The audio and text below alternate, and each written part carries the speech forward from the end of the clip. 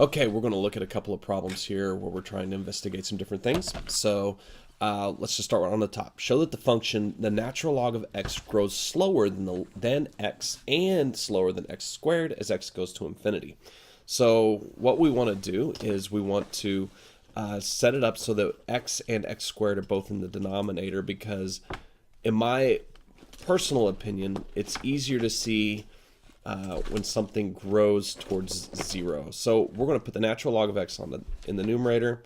We'll put x in the denominator, and the same thing for x squared. So we'll look at the limit as x goes to infinity of natural log x over x squared. And again, if you put infinity into the blue guy, what happens is you get infinity over infinity. This is an indeterminate form. And since we have an indeterminate form, what we're going to do is we're going to take the derivative of the top and the bottom. Now, the derivative of x is just 1. The derivative of the natural log is 1 over x.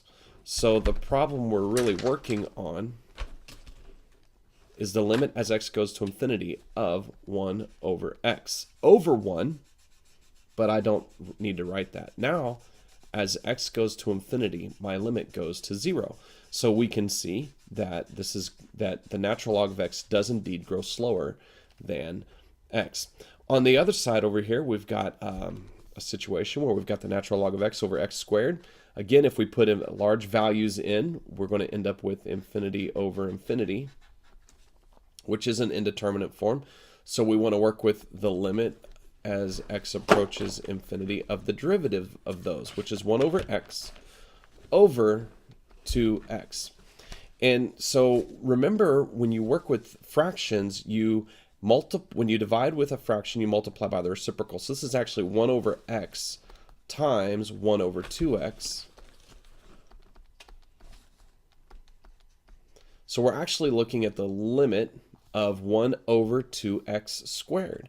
Well, as x increases and goes towards infinity, the denominator grows, the numerator never changes, and this also goes to 0, which allows us to say that this particular problem, the natural log of x, grows slower than both x and x squared.